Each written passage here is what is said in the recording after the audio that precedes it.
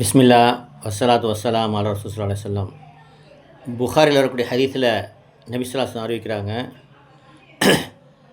நபி ஸல்லல்லாஹு அலைஹி வஸல்லம் சொல்கிறாங்க, என்னுடைய சமுதாயத்தை சேர்ந்த அனைவருமே சொர்க்கம் செல்வார்கள், ஆனால் யார் விலகி கொண்டார்களோ அவர்களை தவிர என்று சொன்னார்கள். அப்போது நபி ஸல்லல்லாஹு அலைஹி வஸல்லுடைய தோழர்கள் கேட்டார்கள், யா ரசூலல்லாஹ், யார் விலகி கொண்டார்கள் என்று கேட்கும் பொழுது நபி ஸல்லல்லாஹு அலைஹி வஸல்லம் சொன்னாங்க, யார் என்னுடைய கட்டளைகளை ஏற்று நடக்கிறார்களோ அவர்கள் சொர்க்கம் செல்வார்கள், யார் என் கட்டளையை ஏற்று நடக்கவில்லையோ அவர்கள் விலகி கொண்டார்கள், அவர்கள் நரகம் செல்வார் என்று சொன்னார்கள்.